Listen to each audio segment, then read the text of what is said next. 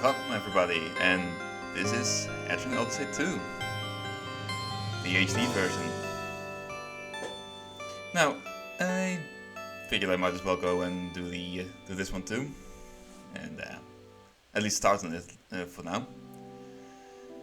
So, one thing I'm a little sad about, just straight up, something I'm a little sad about is that, yeah, they didn't really update this title screen. They definitely would have had the ability to make it less robotic, but oh well. It's still a cute little thing. That's actually, yeah, I did set these correctly. Yep. Gotcha. Well then, as always, just going for expert. We've done, have done plenty of this already.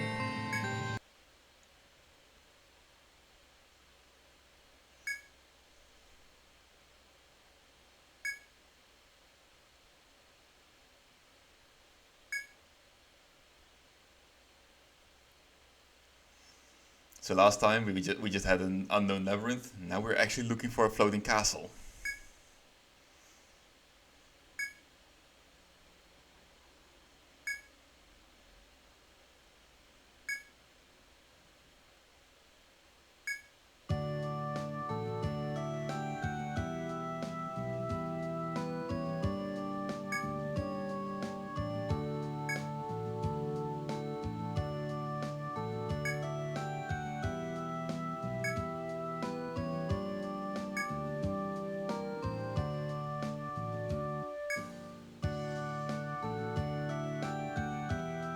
I am very surprised that they actually kept the password part into this, because, well, I actually tried to find it, but I couldn't find it. The HD version of the original Etrian Odyssey does not have that password. Instead, you can just carry on save data. But apparently, if you have a password from like back in the olden days, you can just put that in here as well. Now, there was a bad little thing about the European, the first Etrian Odyssey in Europe. Because, well, it did have a password, but it was a lot shorter than the US version's password. And as a result, you could not input it into a US version's Etrian Odyssey 2.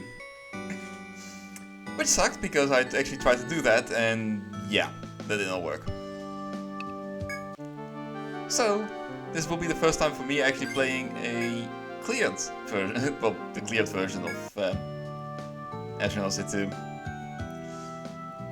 Well, I say the cleared version, but just carrying over the originals. So yeah, Damascus came to town.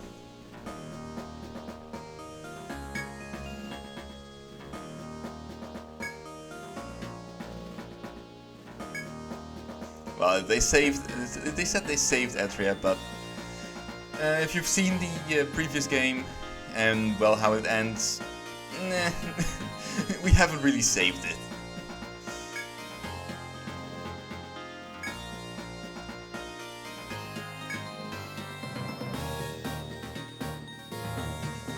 What's this? A calendar? Nah, we're just going with Damascus.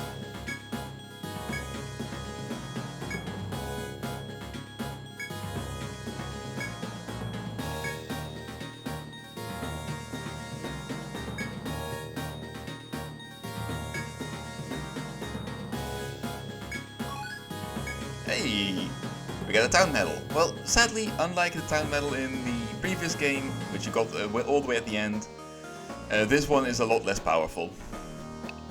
Now then, of course, Damascus came to town, and who else than the resident alchemist of Damascus?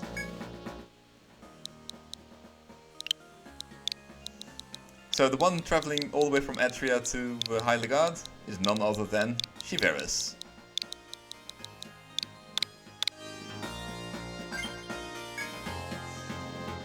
Why he came to this Highland Art, we'll get into in just a second.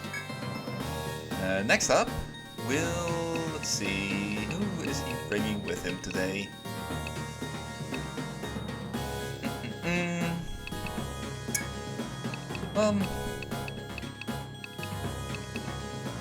So I have played this game only once before. I have also played it as the Untold version, but the Untold version is a lot different from the originals.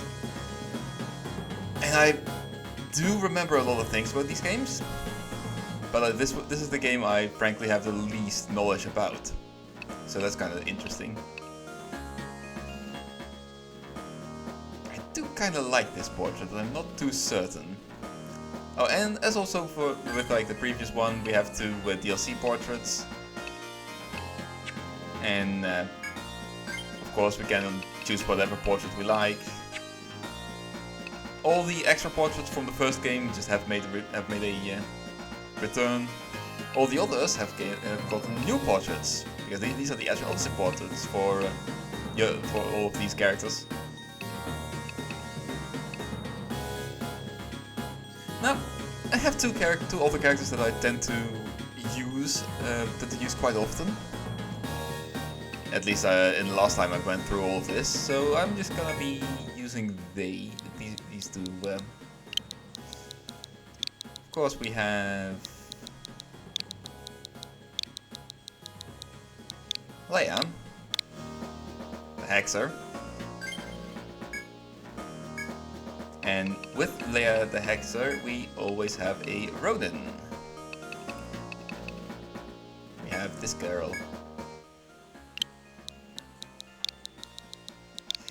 Now this is a character that I, when I went through this game previously, she was actually one from Etrian's party.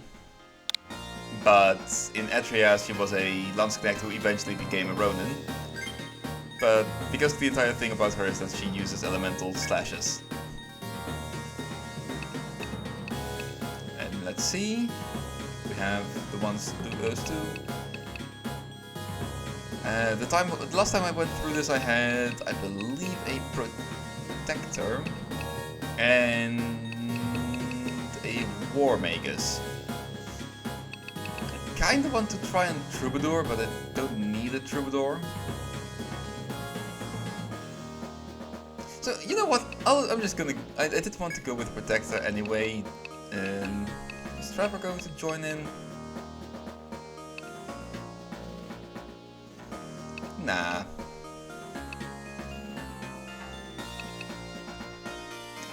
Yeah, we'll have you enter. This is a Miriam.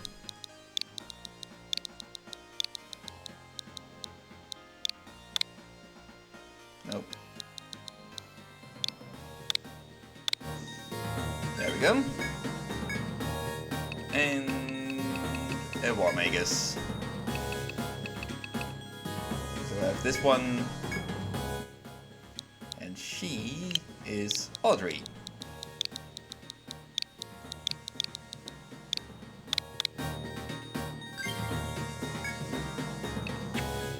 Yep.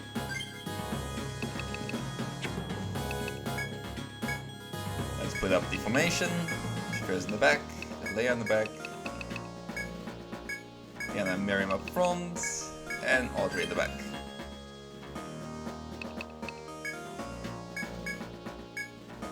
There we go. So yeah, the first big difference between the first and second game is, of course, the addition of the calendar. You can now tell the calendar. The calendar is kind of important because, as I mentioned in the last game a few times, FOEs and bosses respawn every so often.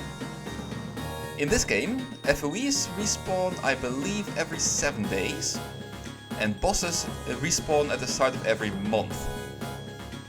So, for now it's the month of Emperor. I believe after 30 or 14 days or so, 30 days or so, it'll become the next month, and that means any boss that we have beaten at that, before that point is respawned. Second big thing that this game did, it changed a lot of the classes. So for example, Landsknecht, where usually all slash was one that required, well, 2 hits, the one way back here, it now is just something that just swords can do. It was already something that only swords can do, but now it's just built into the regular sword set. Furthermore, they also gained Hypercut and Wrist Cut. Just a few additional skills. And the swords is basically, as you can tell, is all about like speedy, multiple targets. Or, well, in the case of Wrist Cut, even a very powerful move when they are near death. Axes are all about very high power single target damage and having a lot of hit points. And one good thing they did, Blazer Freeze and Shocker, rather than being strictly sword skills, are now both sword and axe. Similarly, counter is now also a thing, and that allows them to just counter any physical attack they take. So yeah, they've gotten a little bit of extra a few additional uses. They also lost Hell Cry and now just have War Cry. And of course they have Unbind, which before they just could remove their own arm binds, but now they can remove binds from anybody.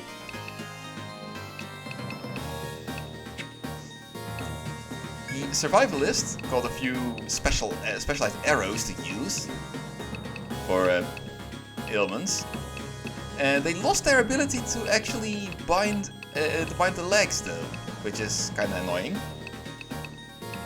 Furthermore, they can now also make people act last if you would actually want to have that happen.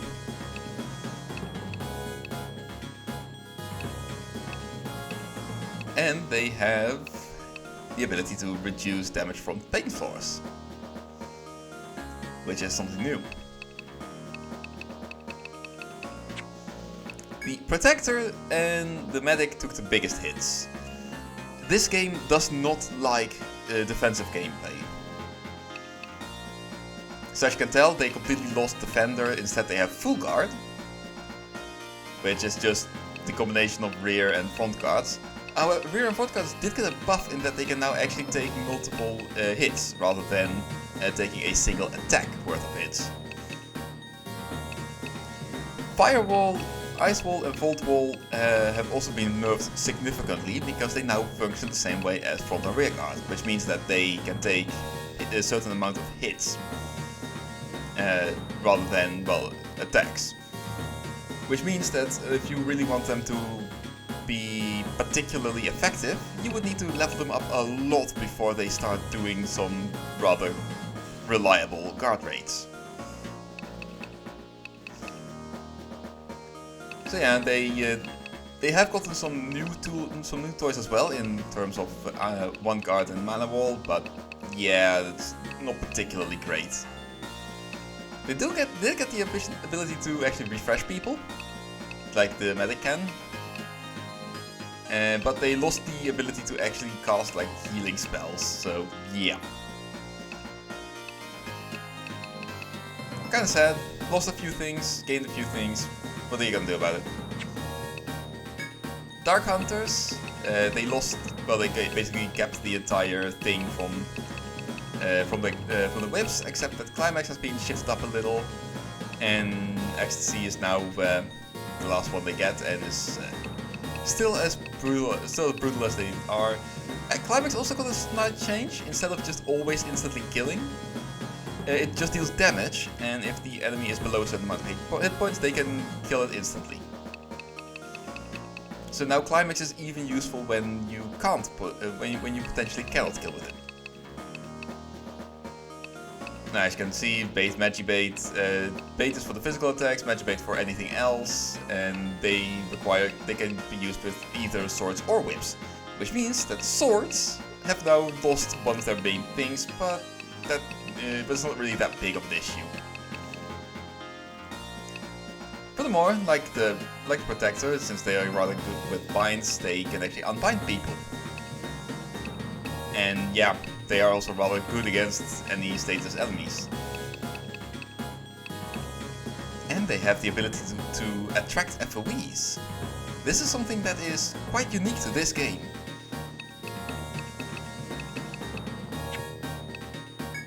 Medics?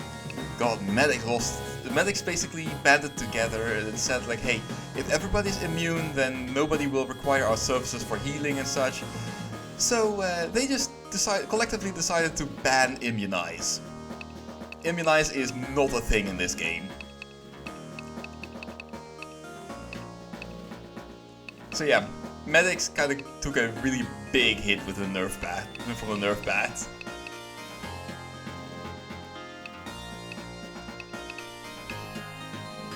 Which is kind of sad, but hey, they got an even bigger nerf bat because the War Makers is basically the medic but better. Alchemists, well, Alchemists have everything that the Alchemists normally had, but they now also, but they traded out their poison for physical spells. And this is something that Shapiras now is going to study once, because when he came here.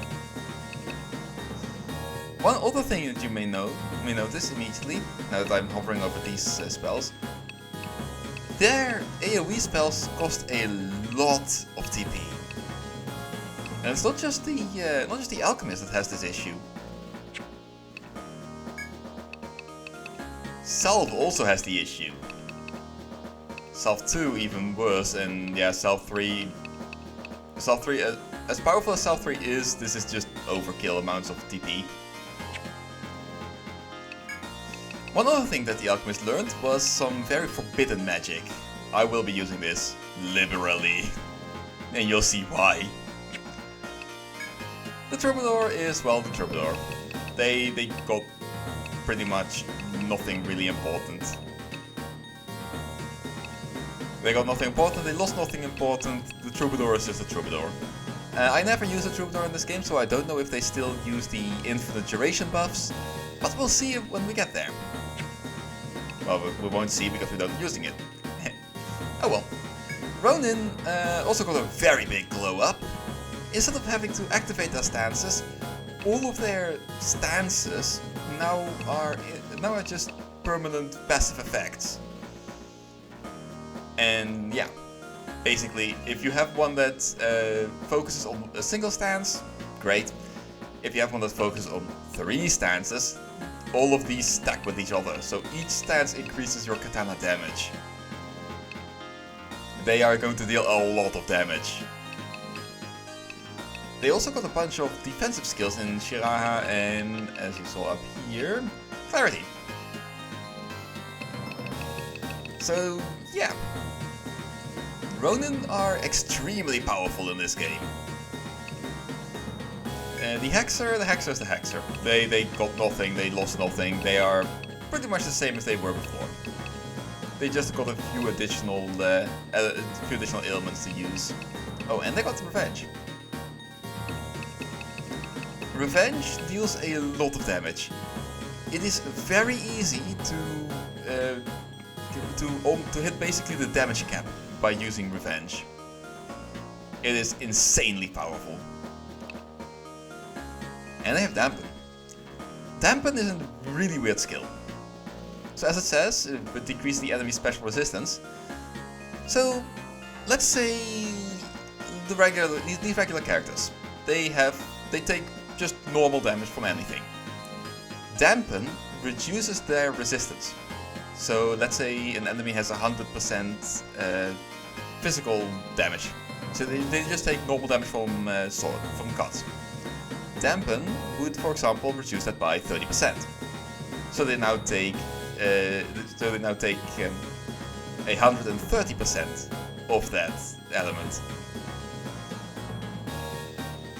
So yeah, there are some bosses that will react violently when afflicted with Dampen. Specifically the post-game boss, and that's only because I heard about it. I have not played that, not gotten that far myself. I am not willing to go that far myself. Then you have the Gunner. The Gunner is also a new class. They have The gunner is basically the more physically offensive variant of the offensive variant of the survivalist. Where the survivalist is a bit more supportive, the gunner is more offensive. And they just have a bunch of really neat skills.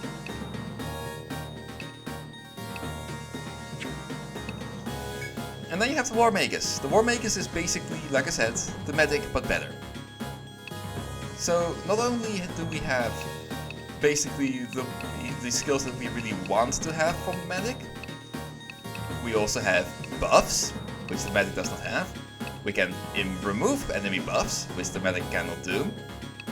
And we can attack, should we so desire. So all in all, the War Magus is a rather great ally to have. And they can even just swap TP.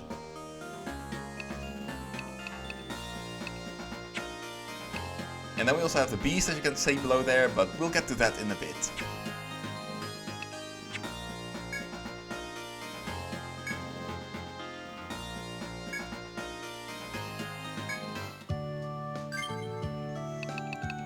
Now then.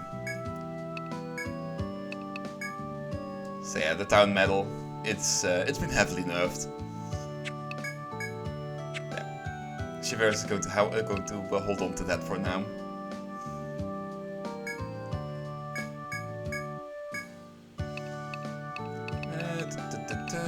Diana was always one that was more that had a forte in Sagan. I'm going of course going for the elemental slashes on her. With you, I want to get the walls up as quickly as possible. Shiveris here is not going to be doing much for a very long time.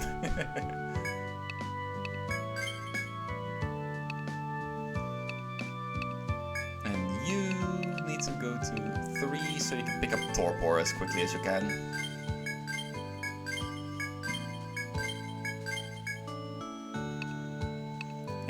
For Audrey, we're picking up 8-point in Cure.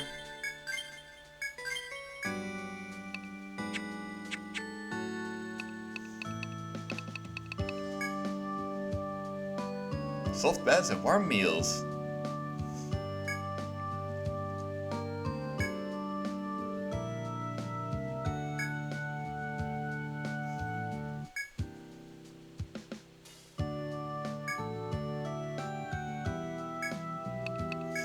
Yep, because we ported over the name Damascus, the Guild of Damascus, we actually have people will actually respond a bit to it.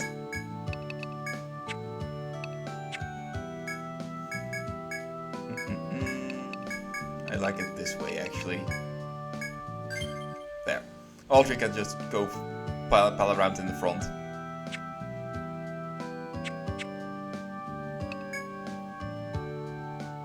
Of course, we still have our obligated cameo from Trauma Center.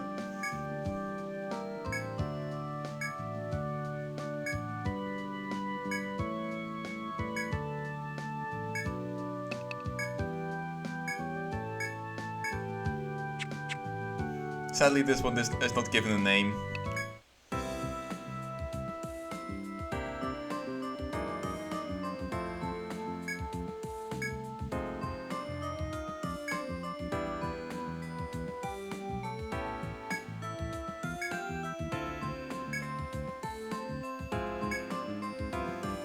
Abigail's a good girl.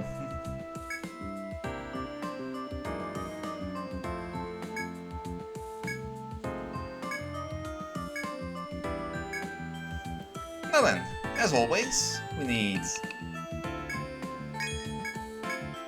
some of these. Now the question is, am I going to give? I'm going for the bonk stick or a sword. I'm not quite certain on the War Magus yet. you do need this. And you need this as well.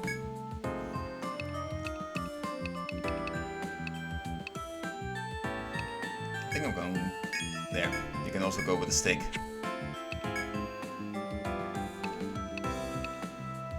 And then for you, we need a buckler. So, as you can tell already, defense values are a lot higher in this game than they were in the last one. And the reason for that is because, well, in this game, so in the previous game, defense was just a flat value. It would reduce any damage you took by that amount. In this game, you reduce the damage by half your defense. How much does it cost? 40. Yeesh.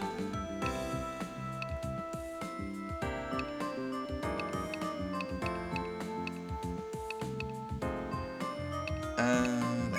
I'm just gonna give each of you one of these.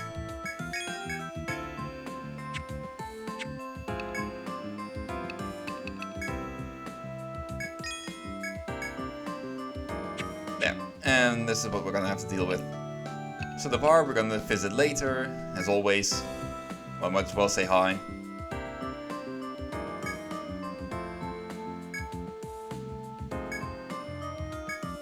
Yep, that's Cass. Barkeep Cass.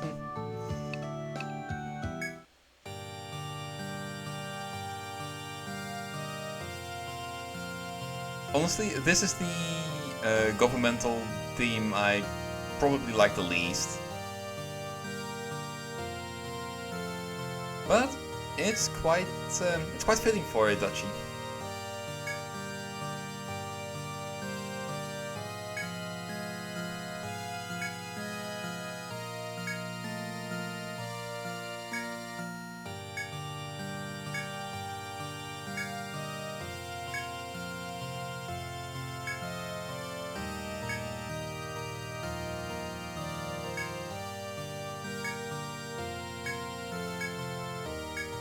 Yeah, we know how these things go now.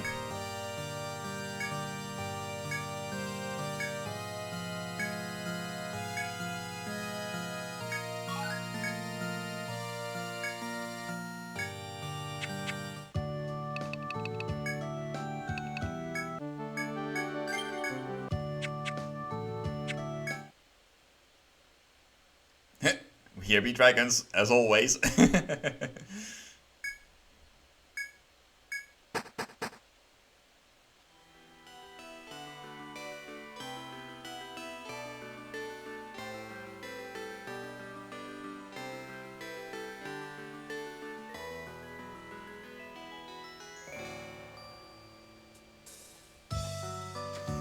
Yeah.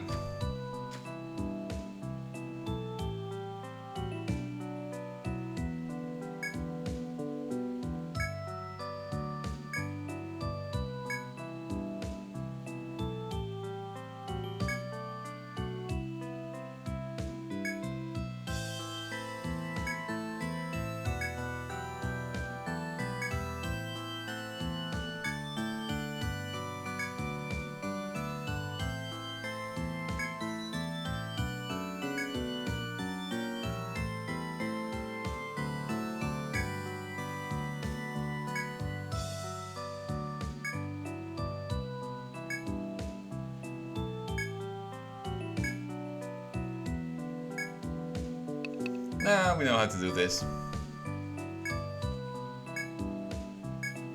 So, interesting thing.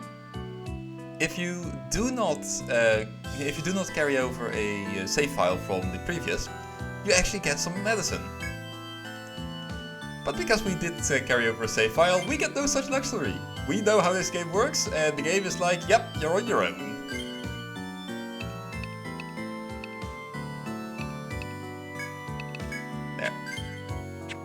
Because otherwise we're gonna have to be doing all that again, and honestly this is still the Switch and I do not like mapping with the Switch controller.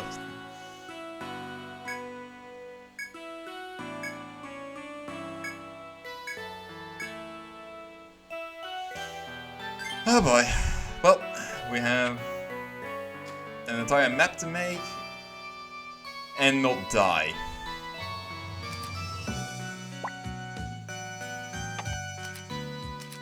God, it's always so zoomed in the first time you start.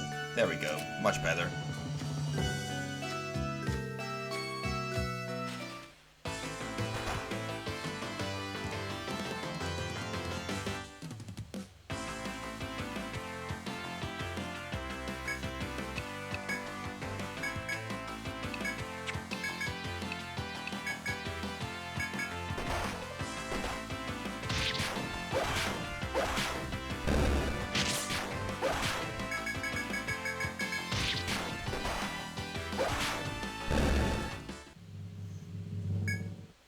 Experience values are also a lot higher in this game than the previous one, and as you can tell, the battle music still slaps. It absolutely slaps.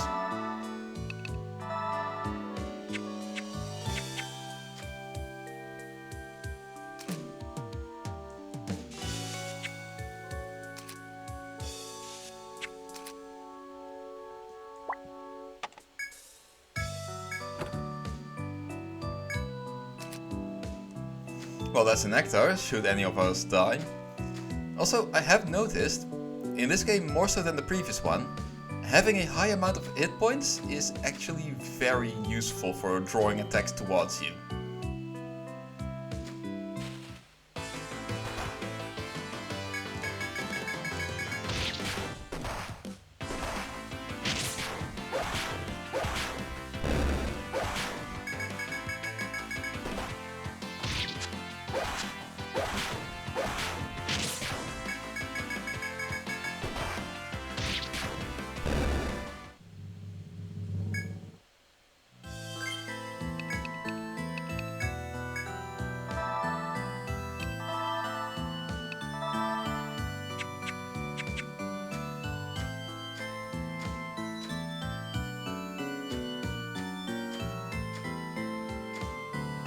Now, another thing this game does, which is a big difference from the previous, there are a lot of shortcuts.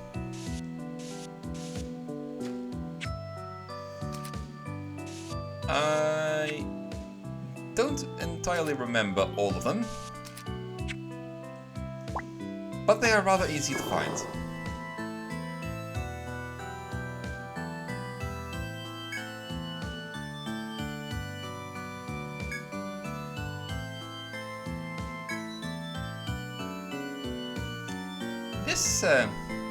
This feels familiar.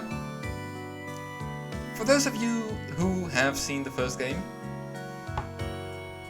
resting in these spots causes phantom flies to fight you.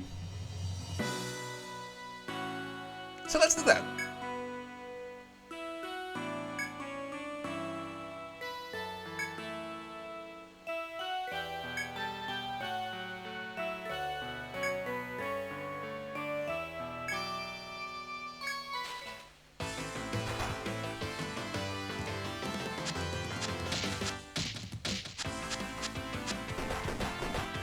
Yeah, should not have done that.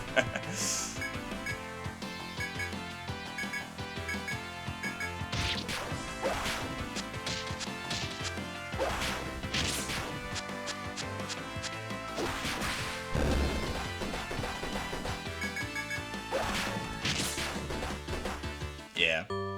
Oh well, a learning experience.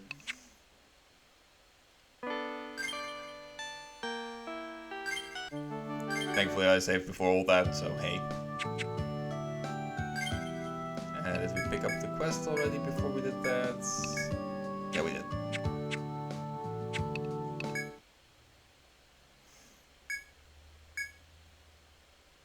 Now, the interesting part is that if you did not have ported over a save file, you could actually just rest there, and nothing would have happened.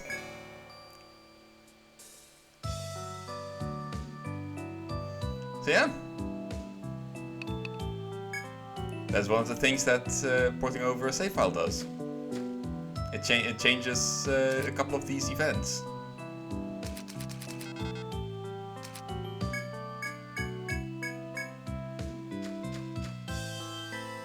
Again.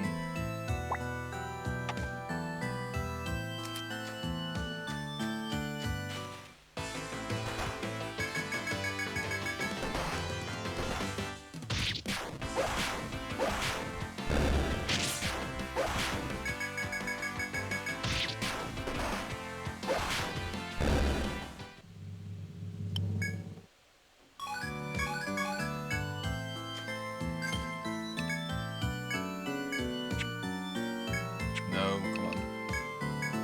Controller doesn't work with me all the time.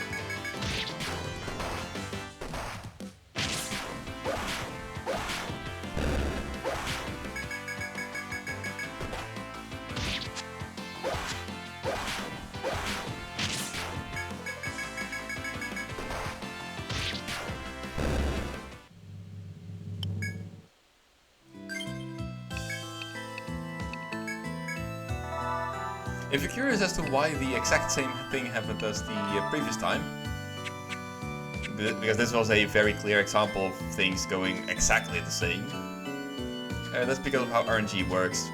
I don't know exactly how it works, I just know that RNG is the reason why it does that.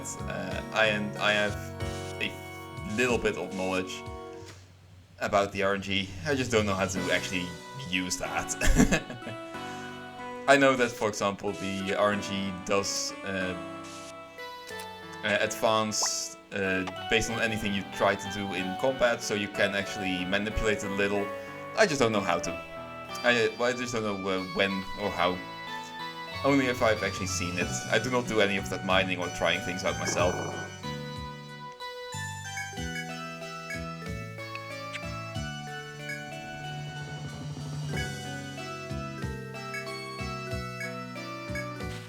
Oh, lovely. Right. That wasn't the case.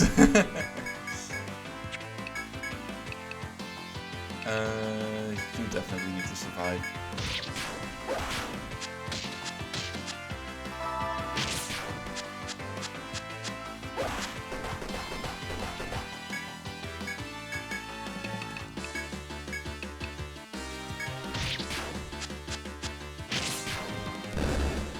We're gonna sacrifice the back row.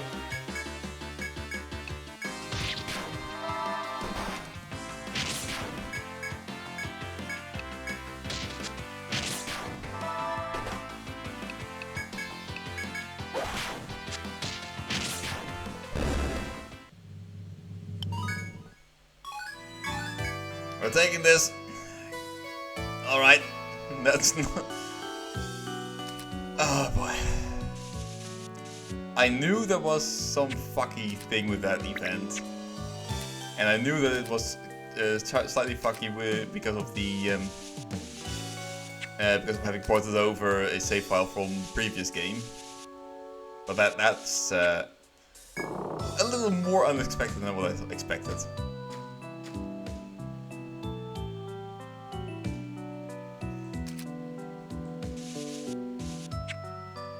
Now, we're gonna do something that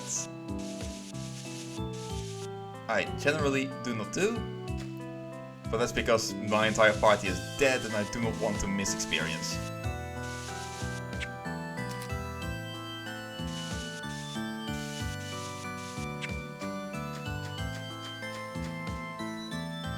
There we go.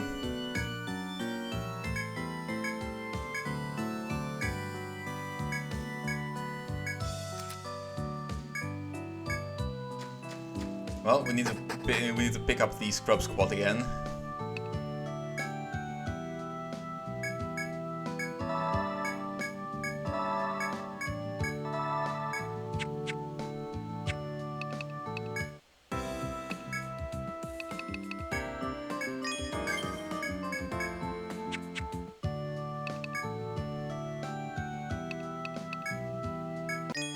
take a brief nap from recovering from death.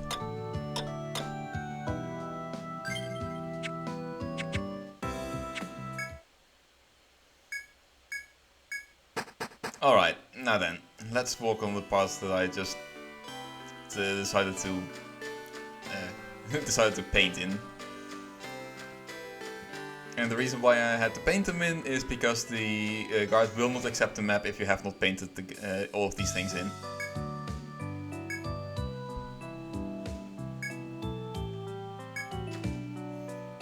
Yep, there's some water here. It's a similar kind of water as the previous game, except this time you can't drink it.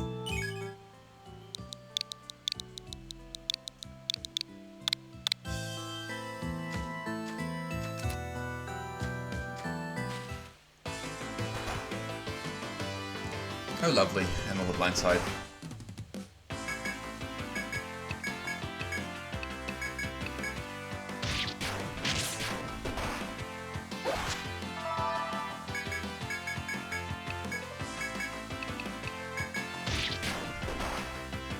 Well.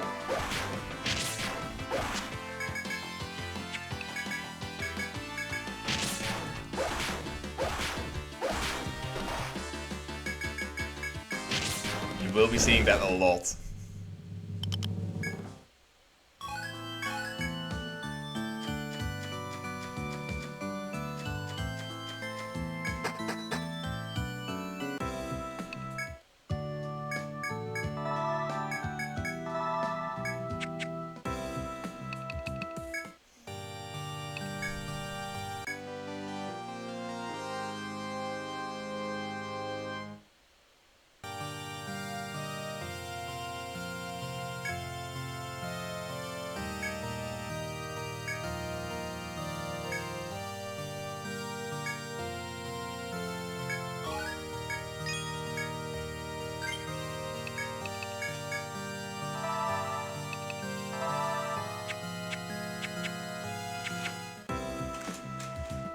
Well then,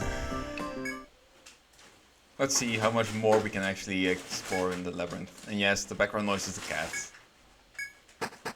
Don't worry about the cat. The cat is just doing cat things.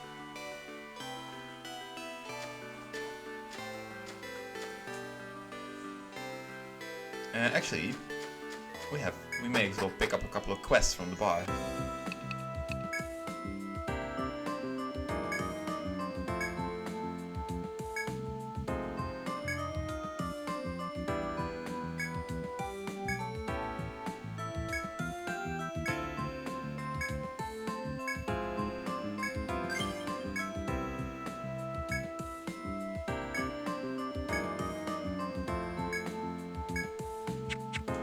Well, we know where that water is, so we're just going out and pick it. And there's also that one event that I kept all the way up there. I'm gonna go and show what that is.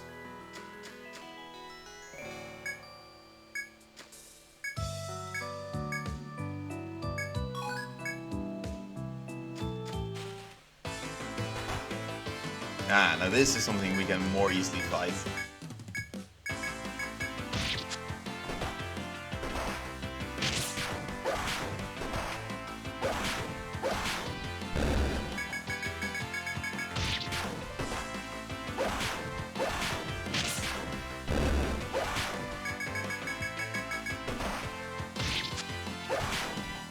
If people can actually hit, that is.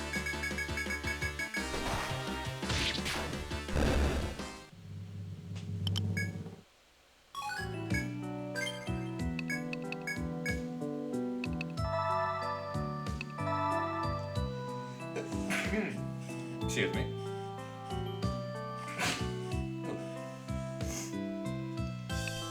Allergic to first floors.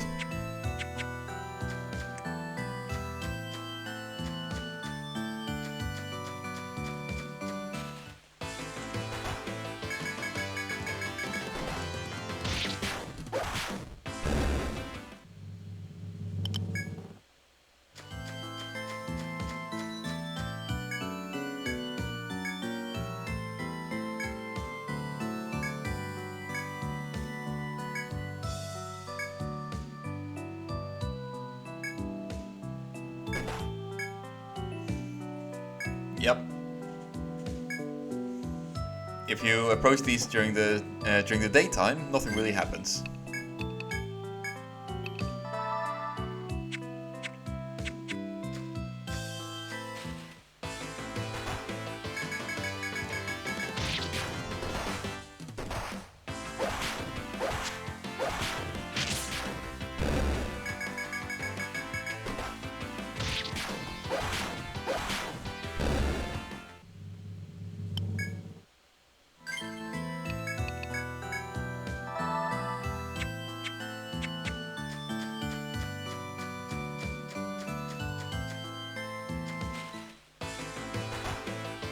Oh boy, that's not good.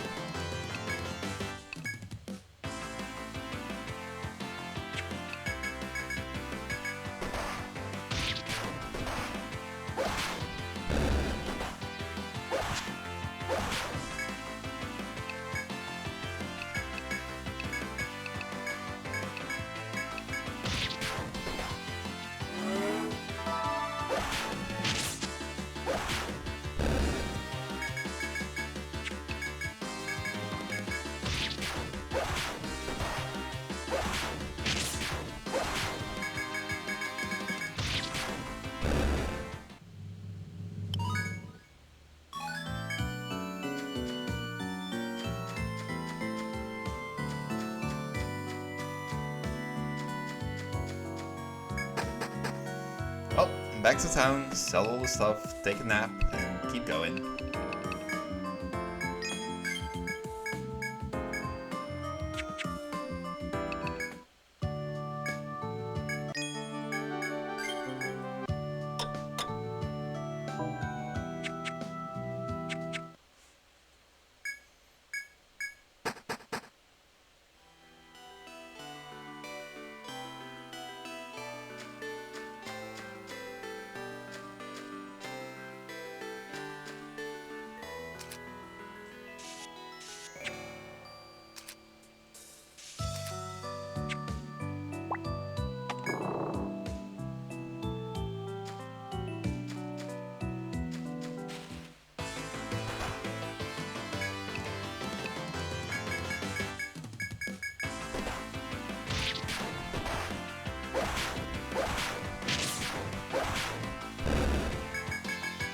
Now, I haven't talked about the force abilities that each class has. The reason why is because, well, we're not going to be seeing those for a long time.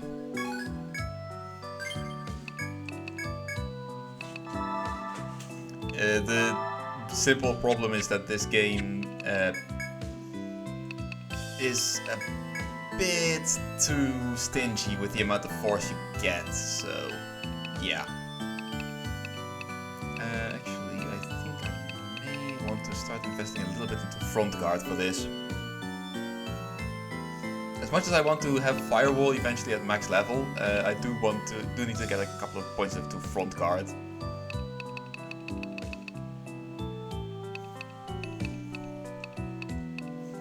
Or I can start grabbing HP regen, which is only 5 points of healing, but hey, it's 5 points every turn. But no, front guard it is for now.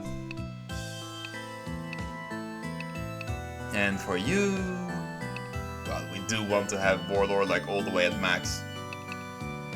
For now though, Warlord at 3 will be enough.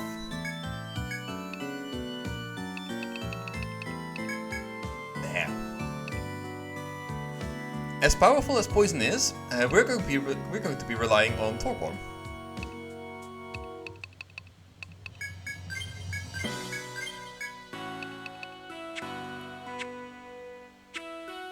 Soon. One more level.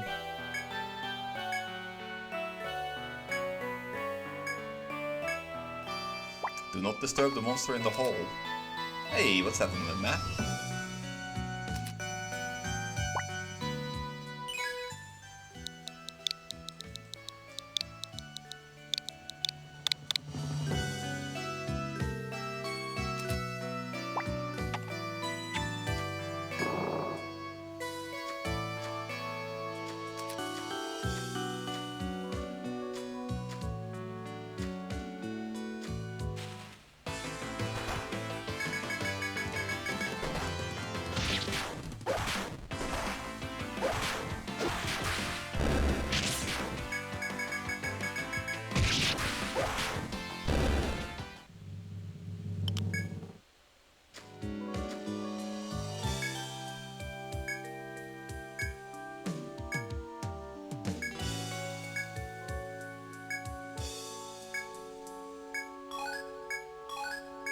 Hey, a gel core. Interesting.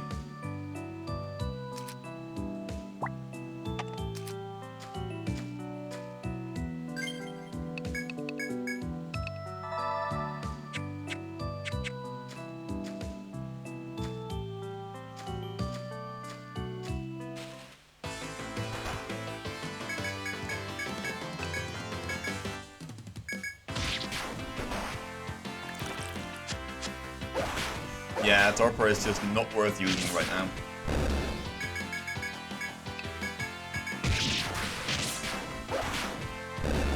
It's just very simple. Until we get to a bit higher level, we're just not going to be using any skills aside from healing at all.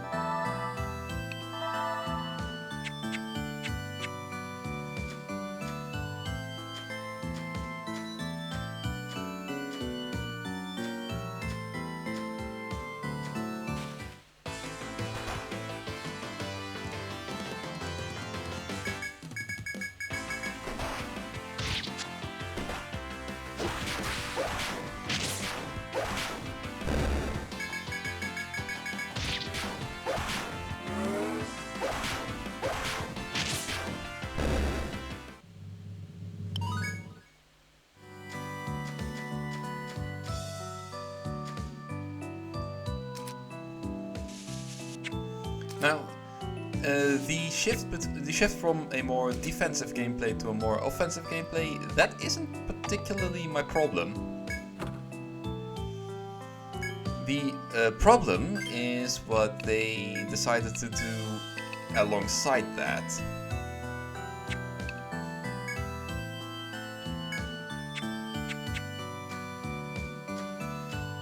And yeah, we'll definitely mention what that is once we actually get there.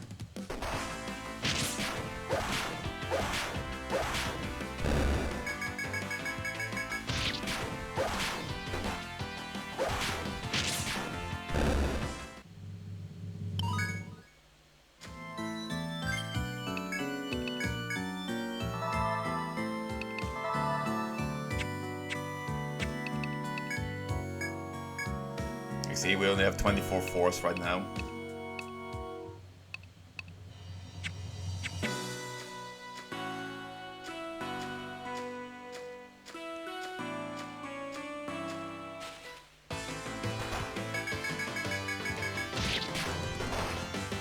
We have only 24 or 41 force in the case of Audrey, and we're almost forced to go back to town yet, because once Audrey runs out of TP, that means that we're done.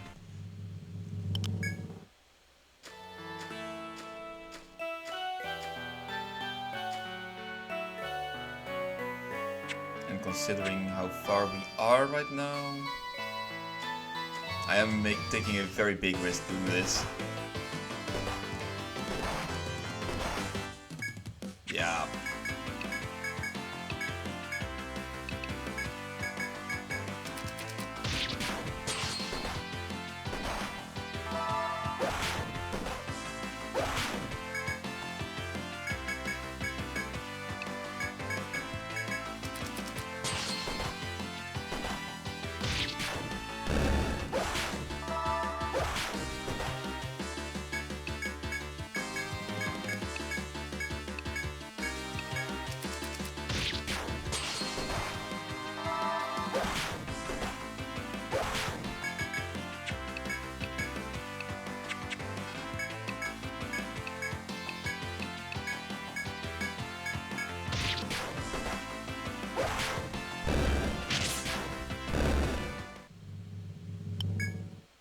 Alright, back to town it is.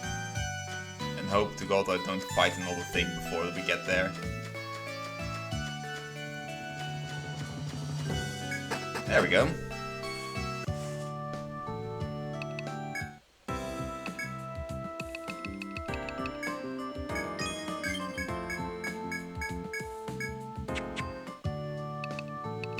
Alright, now that we're here, we might as well.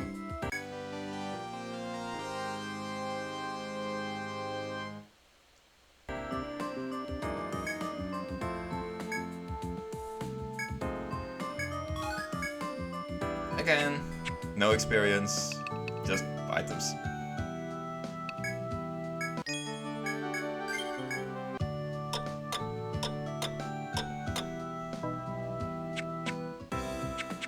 So these short adventures, they are very common. That is just straight up the design philosophy of this game.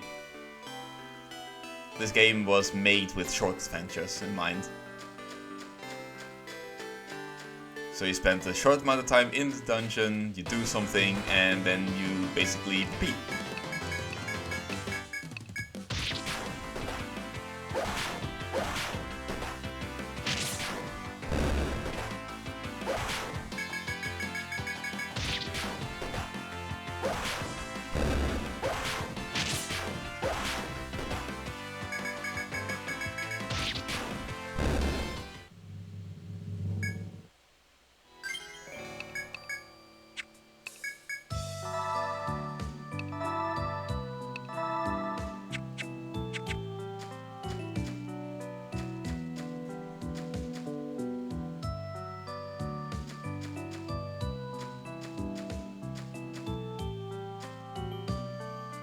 Here we have our take spot. Something we're not going to be using for quite some time.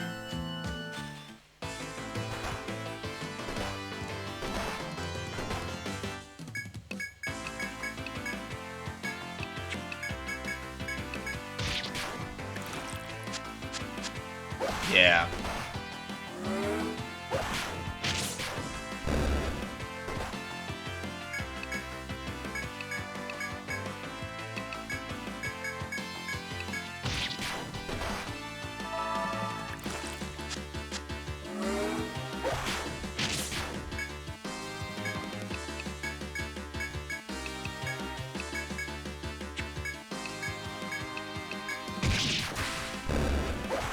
Poison, by the way, is just as bad as torpor in this case. It too has a barely effective chance to actually do something to these enemies.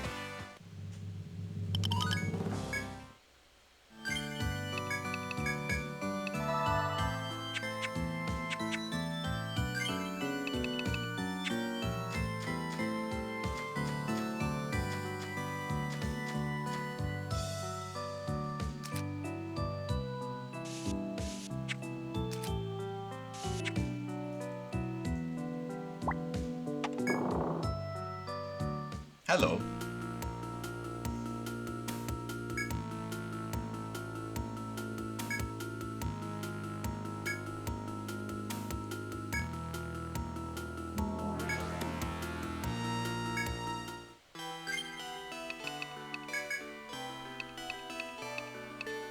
Our force is a big ol' nope, so we're not going to be dealing with this thing.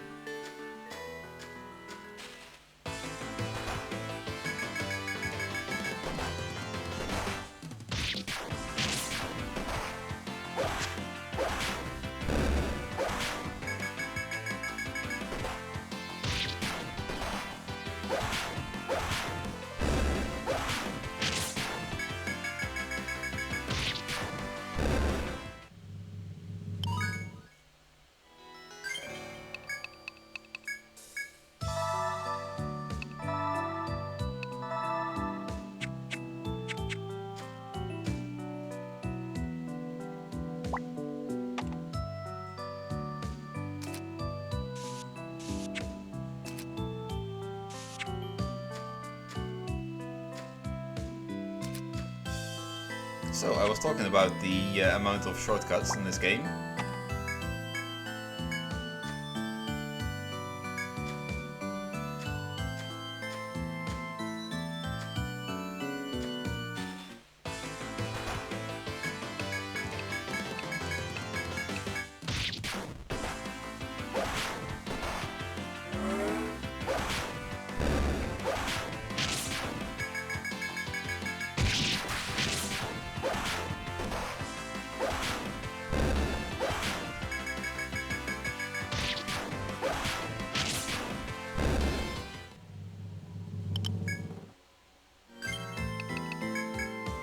We have a point strength to spend. Yeah, Raizuki is now available.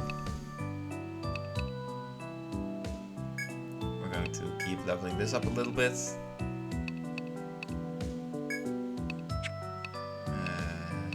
We don't quite need healing. We're going to level up this to level 3. You keep leveling Torpor.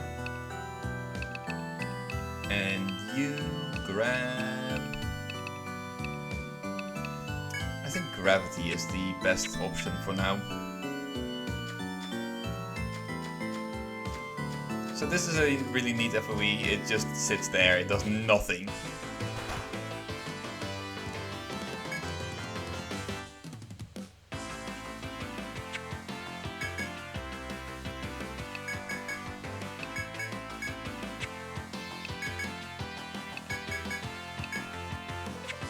I don't want to be using Gravity against a single target. Good lord.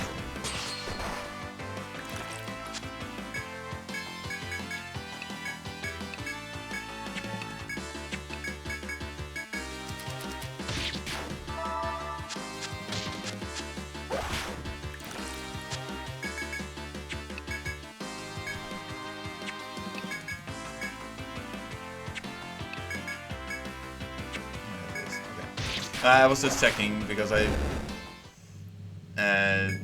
saw an icon that was like, what is that again? But I remember. I remember what it is. I remember.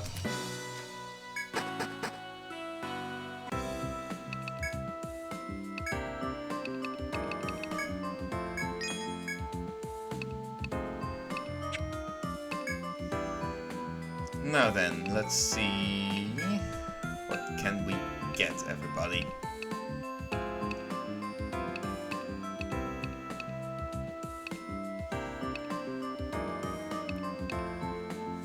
I think I'm just gonna give you a cookie.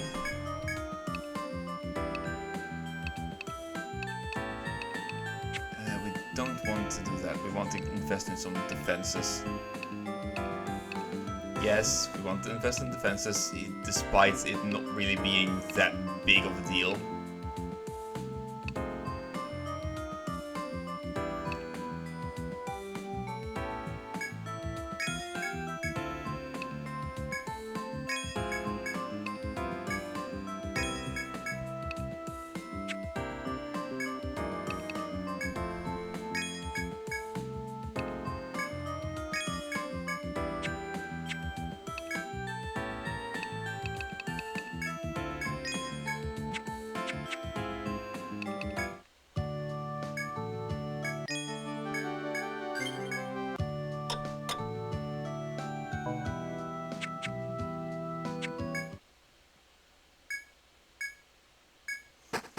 Yep. I hope you're prepared to, well, experiencing all that for a long time.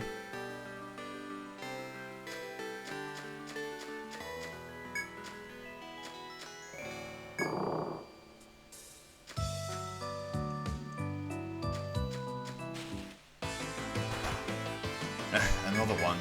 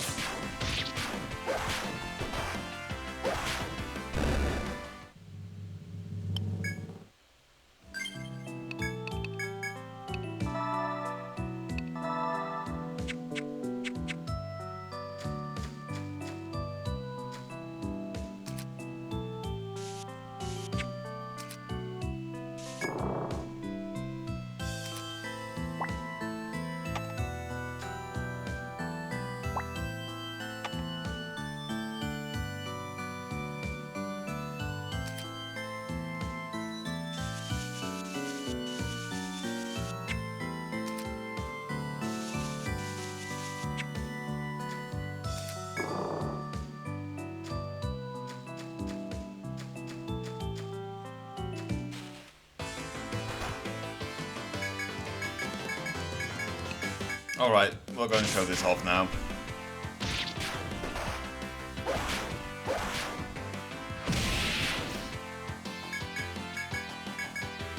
Doesn't deal a whole lot of damage yet, but hey.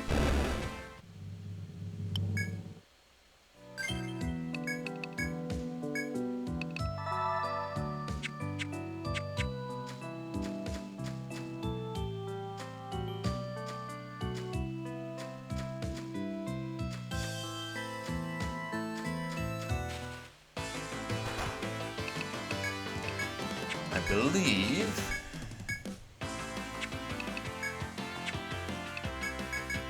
this is a pack I can deal with like this. Almost.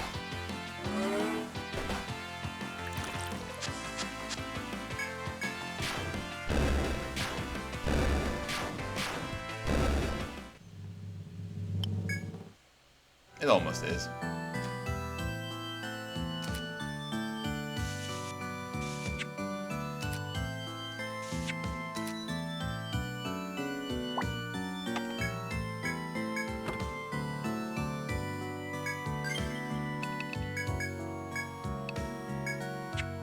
Well, upgrades are upgrades.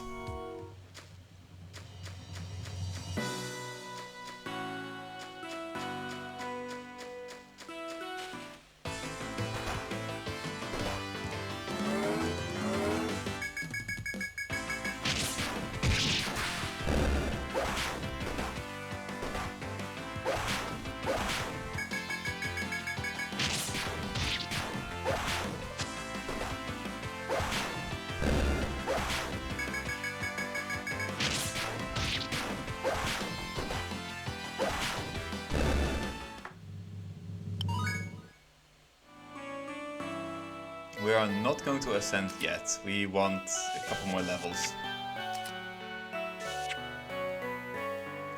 And most importantly of all, we want some Ariadne threads before we do that.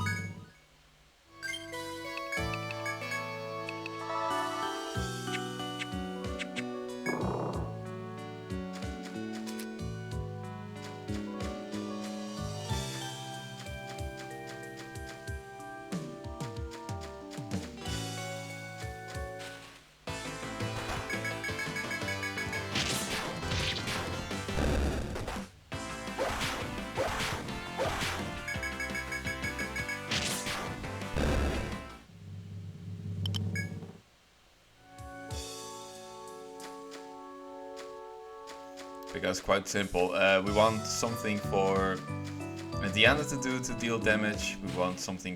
We want Torpo to be a bit better. Basically, all kinds of good stuff.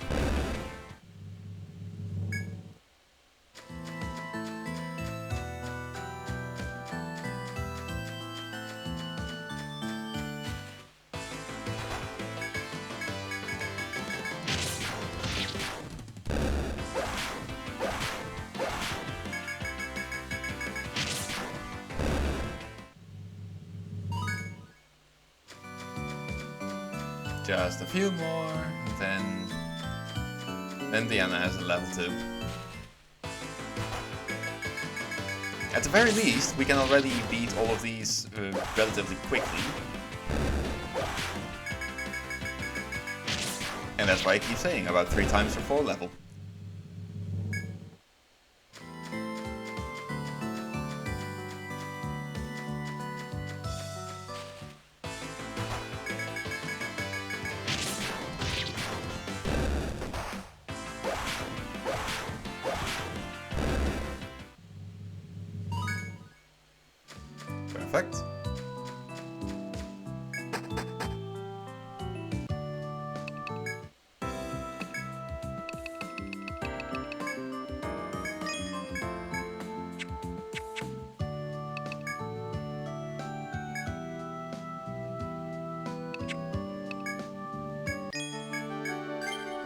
think we'll be fine without an Ariadne threat as long as we don't go too far, so...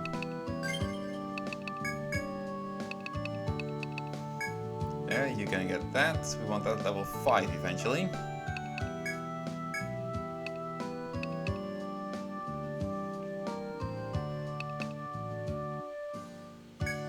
You're gonna be sitting at that for now.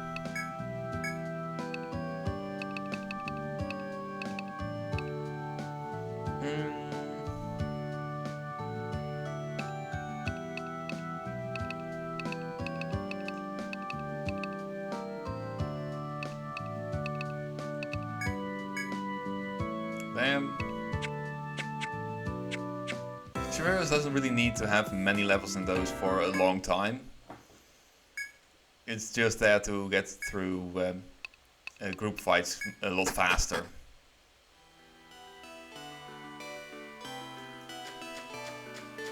Yeah, I like to flavor it that hey, all of his skills have been... he basically has no skills because he dedicates himself to the physical elements at this point.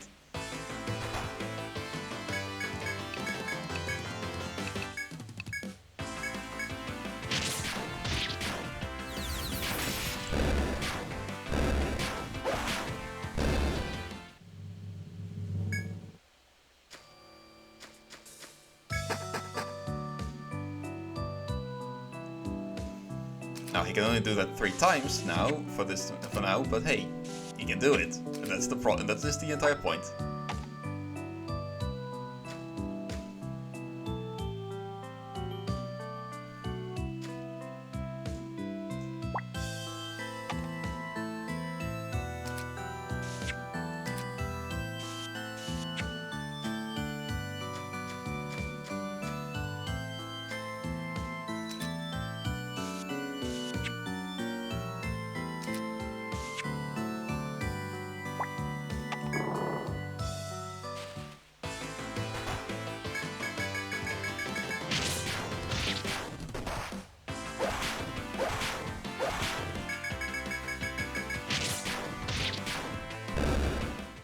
Perfect, perfect.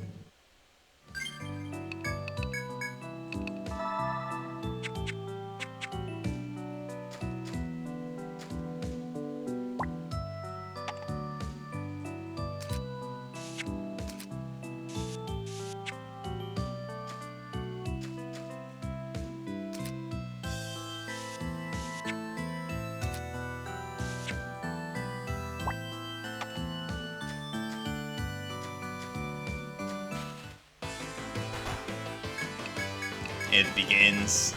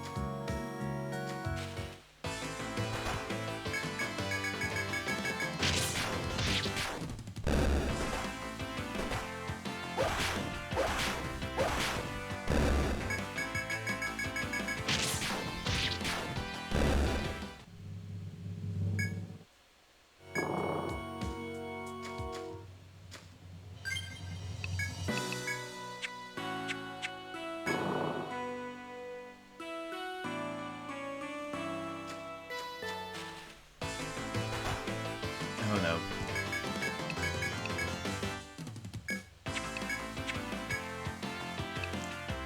Good thing about these Felonflies, you can actually afflict them with ailments.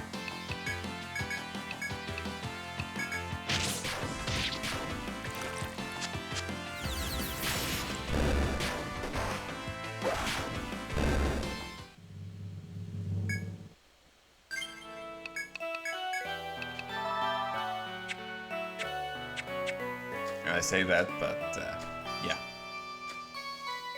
Now, this game is also the game where Atlas decided that, hey, you know those hexers and dark hunters and such? Ailments and Spines do not really use anything. Let's change that.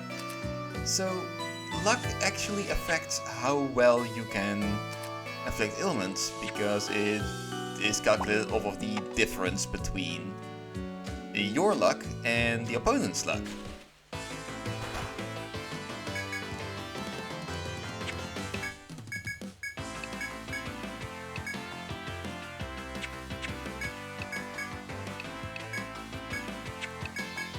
So for example, if you have a lower luck, you actually have a harder time inflicting ailments. And if you have a higher luck, you actually have an easier time inflicting ailments.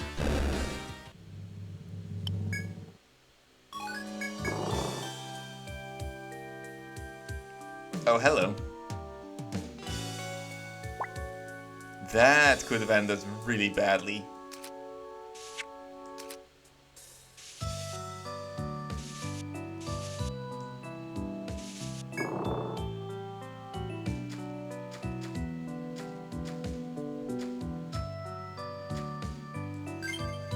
Let's see.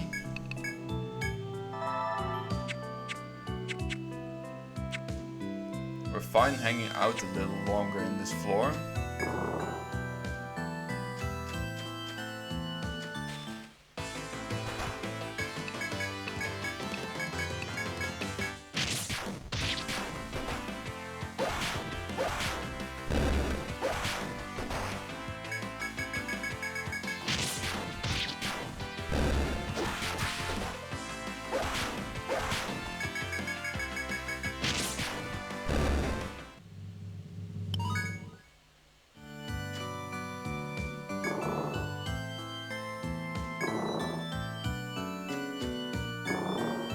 But I really don't want to push my luck either.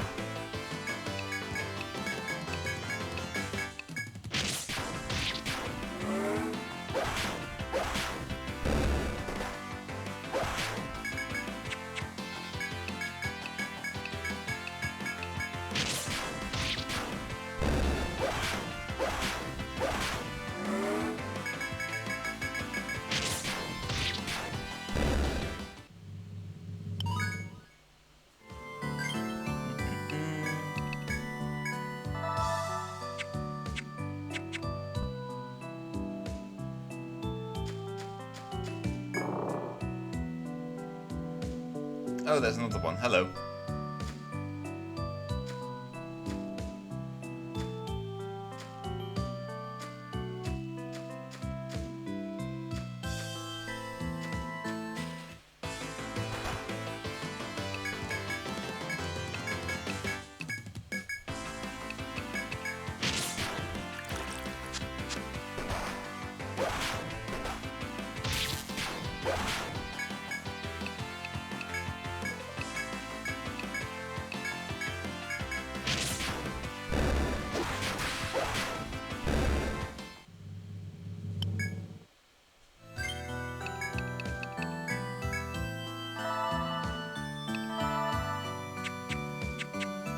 Alright, and that's my cue to go back to town.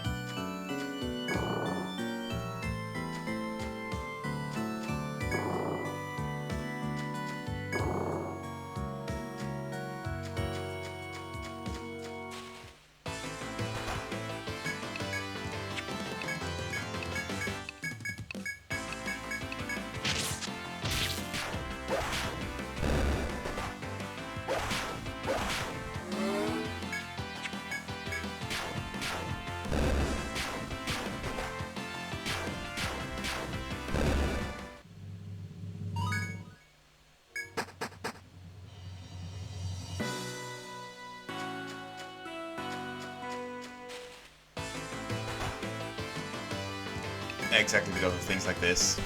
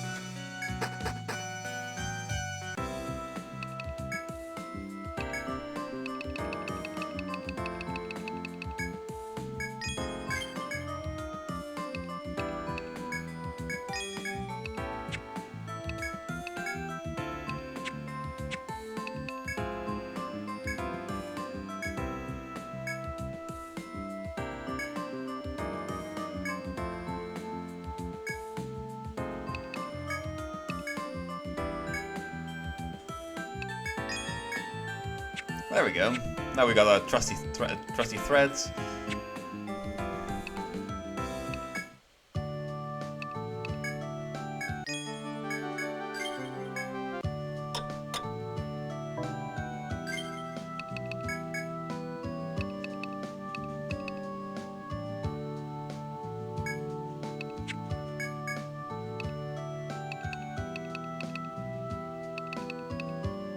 I'll start building firewall now.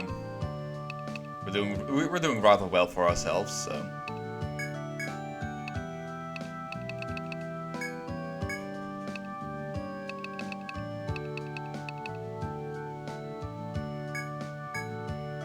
There we go.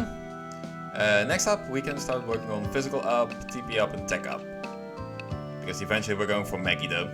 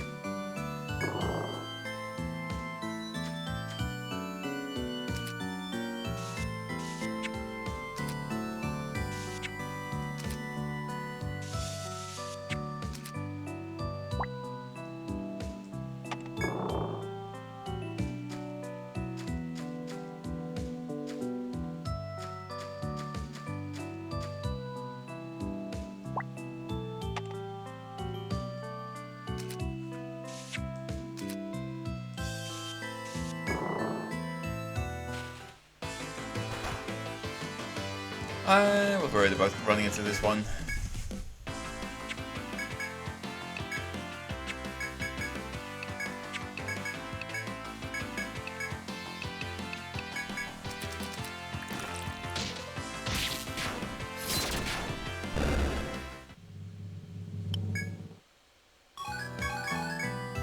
That is the powerful enemy on the second floor. It's not a fun time if you run into him and you're not prepared.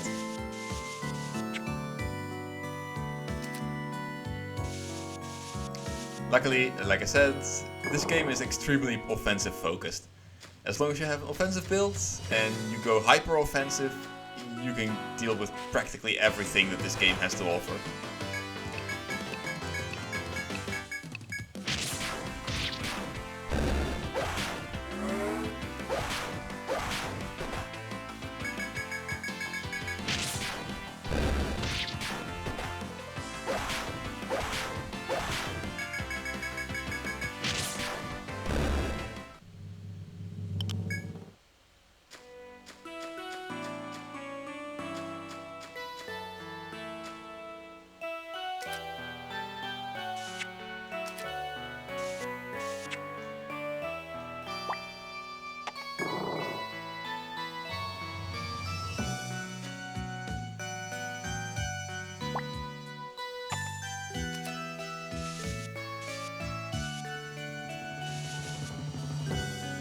that far.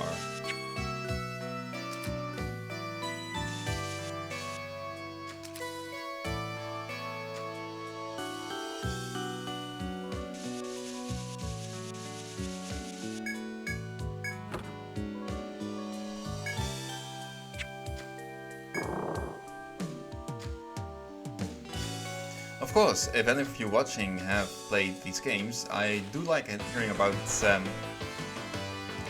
which of these games you like the most and what you think of the design, especially the design choices of this game. Like in terms of enemy designs and such, they're fine, but like I mentioned, there's just some there's a couple of gameplay designs that I do not quite enjoy.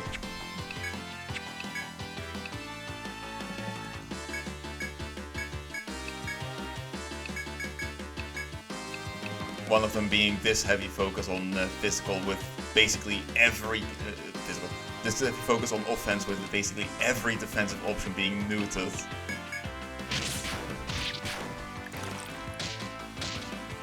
There we go.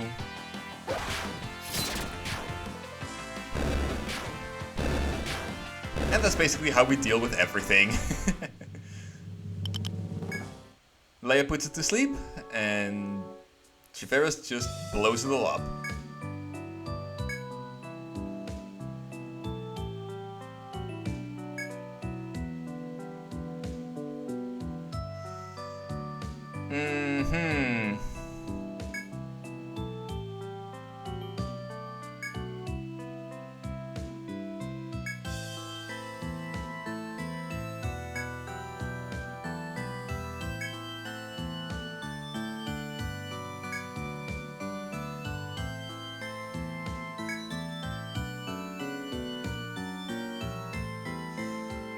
Yep.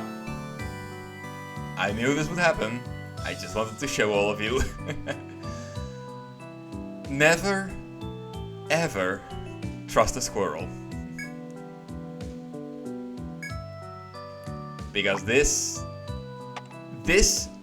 goddamn event is the reason why you always carry 2 Ariadne threads around.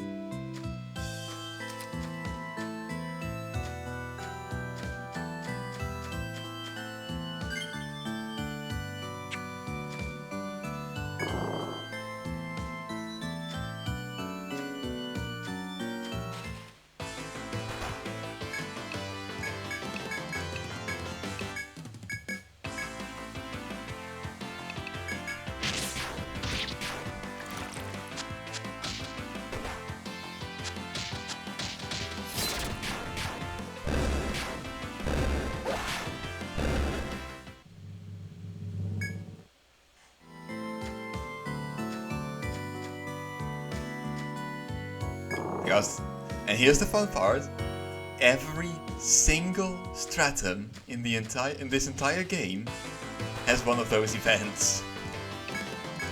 Every single one, without exception.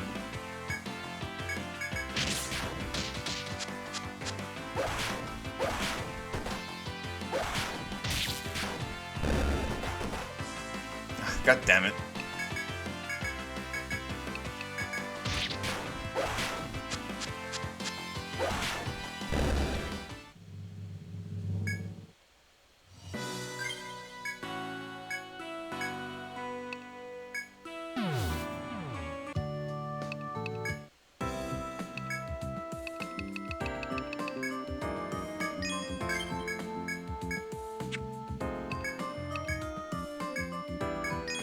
Well, let's grab a single one for now, because we need to pick up our poisoned idiot.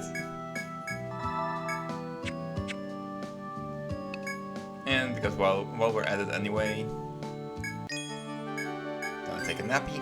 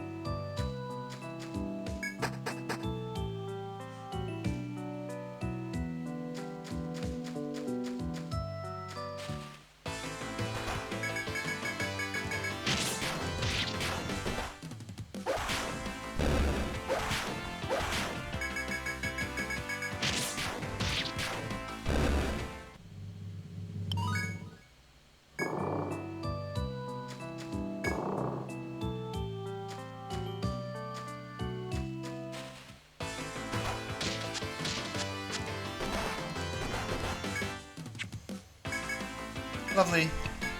Oh well.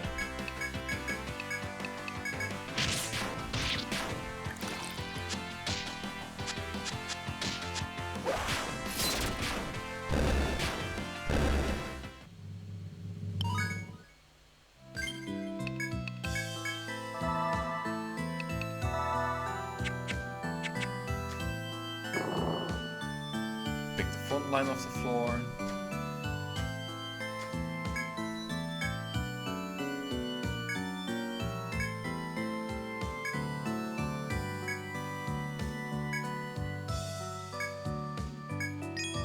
I believe this is also one of the extra events that you get from from basically using a saved game from the cleared game from the first Etrian Odyssey.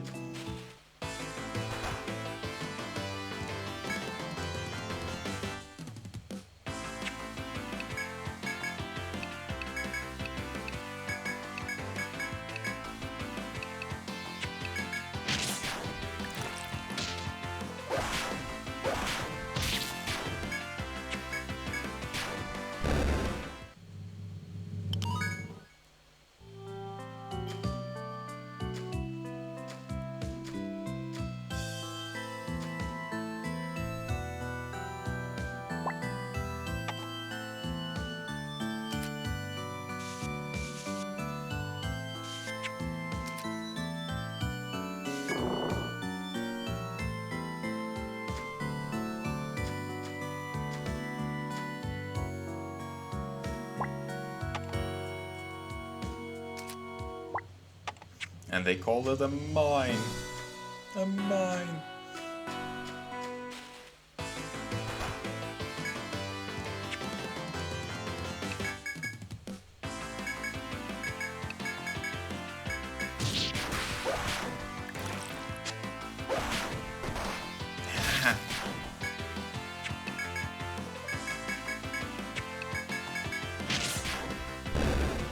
Well, luckily these things are not as bad as the more powerful enemies in the next game. Good lord. Next game has some crazy powerful enemies on the first few floors.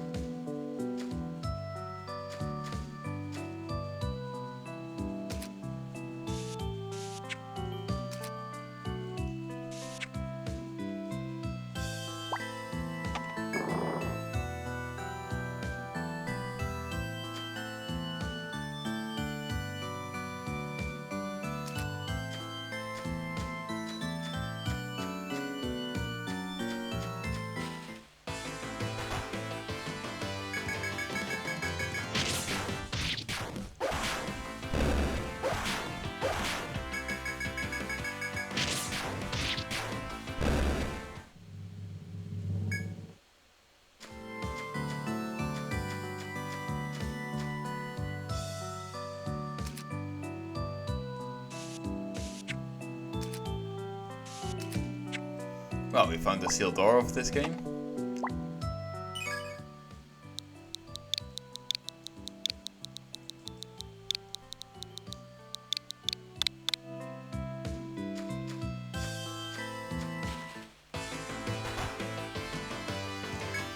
That's a lot of crawlers.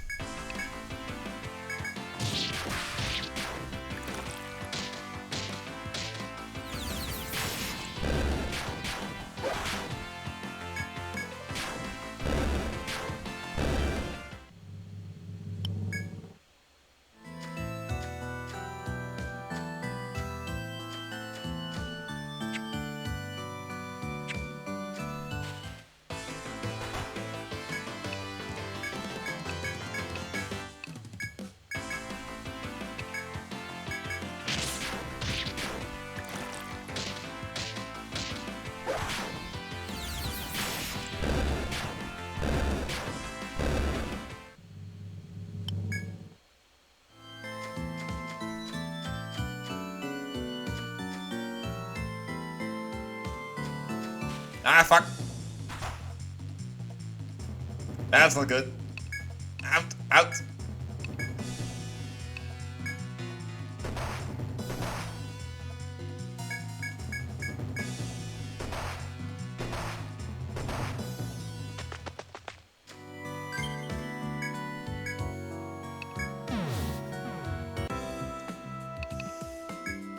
Yep.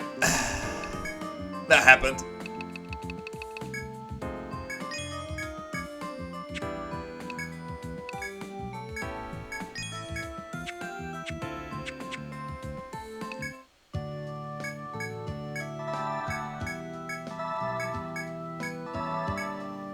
Costs way too much money. We have no way. We definitely need to gather a bit of money. Oh boy. Well.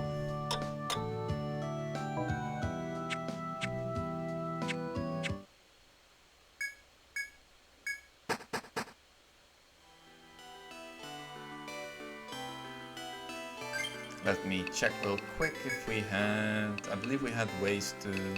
Yes! We want this. We definitely want this.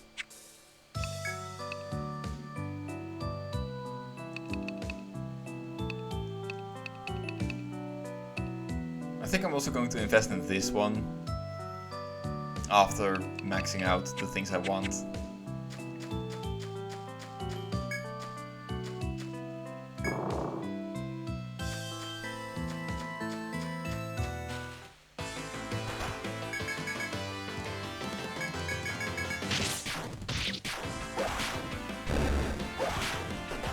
We're just going to accept some damage for now.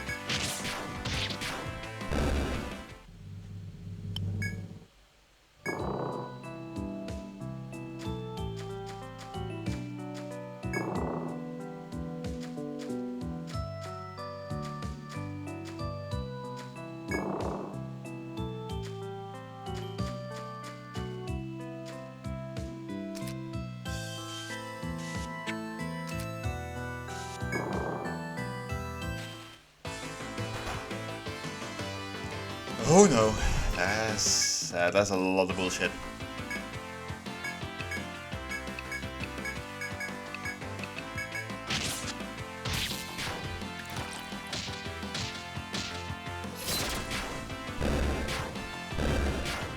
And that's exactly why we have this.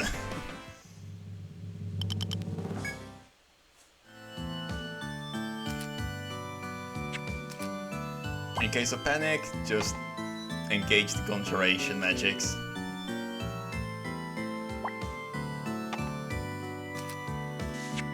Especially considering he only has like 3 casts at the moment. Just classic low-level D&D. You only have like 3 spells per day, and you like it.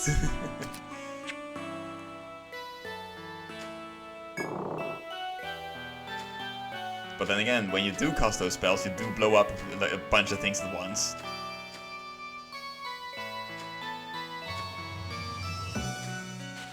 Hello. Oh no.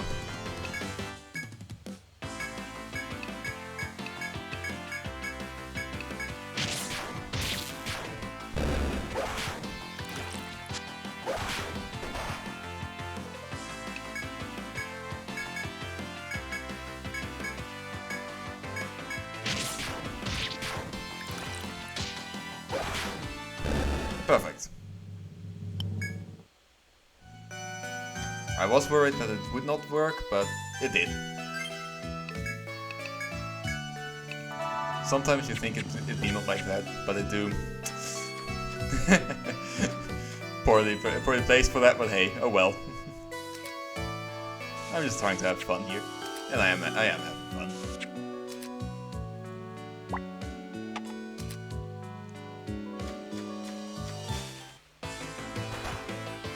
That's a lot of mold.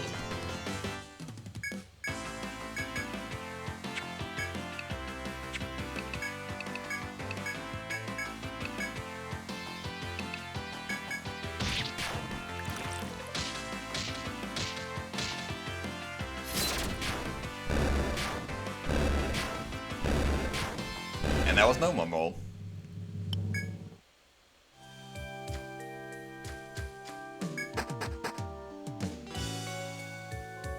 Ooh, what's that?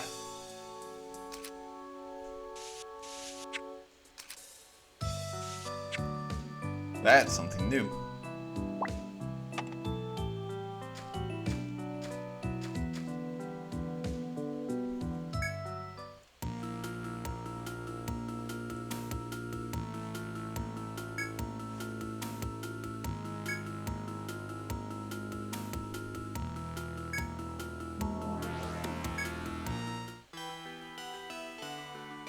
Well, since it asks so politely.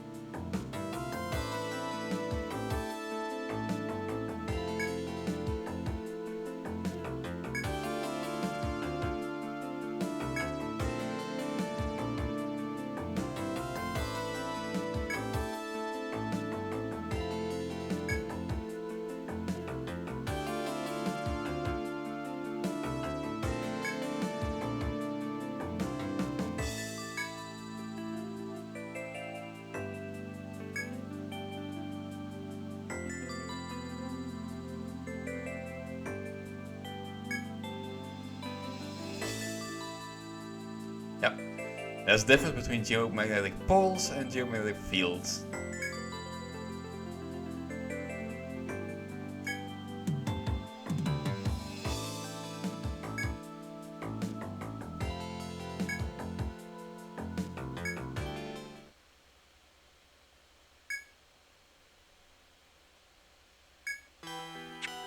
Basically, these things are checkpoints.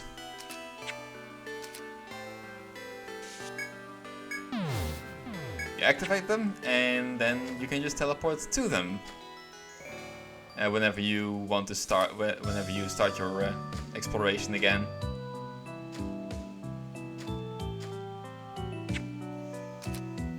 They are mighty handy.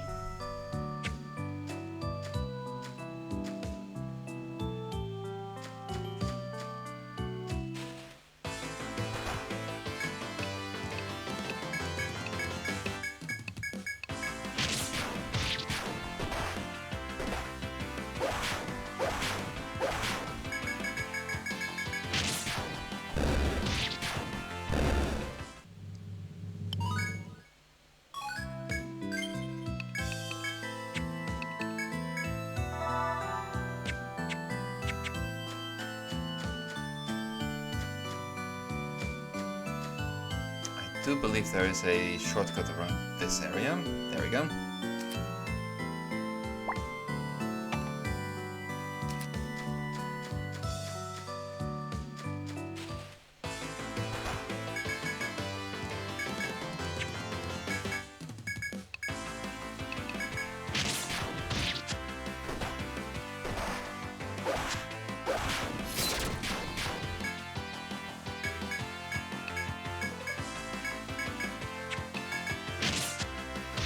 God damn it.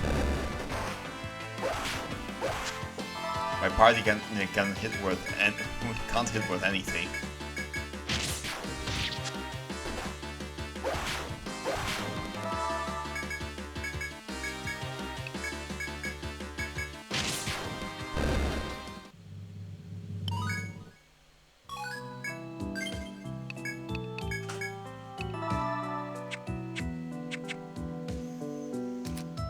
No, I am not going to. I'm not going to test my luck, so.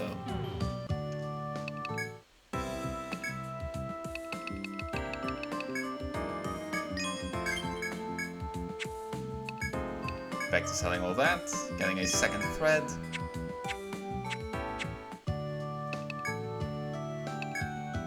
Taking a nap.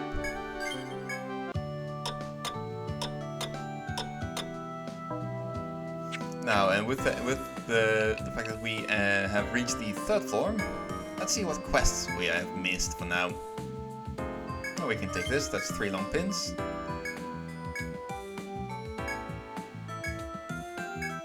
That should be easy to do next time.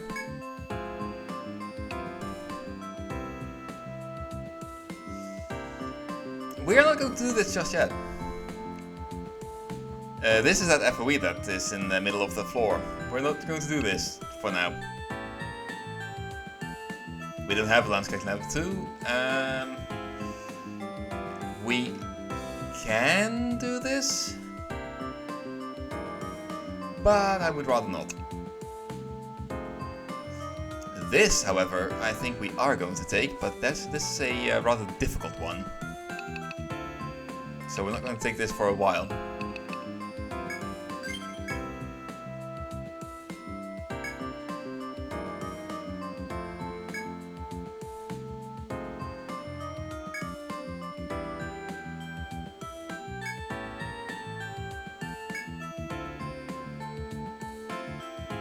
Hey, at least Cass is honest. He's an idiot sometimes, but he's honest. Actually, let me see if I can just do this and...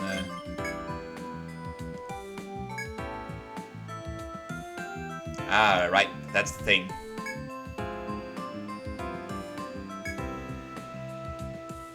Yep.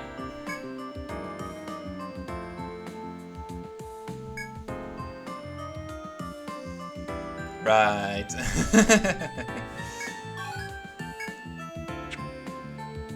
So, until we get to the 4th floor and find those guards, nobody can die. Or we have to redo the quest.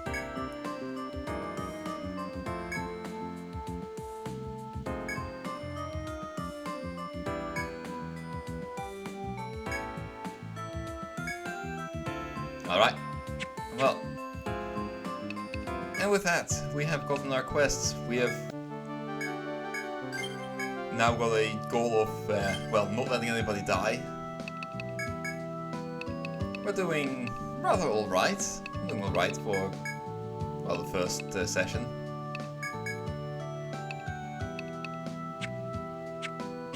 So yeah. It's been nearly 2 hours. And again, next week at work, so in the weekend I will be continuing this. Until then, see you in the next part.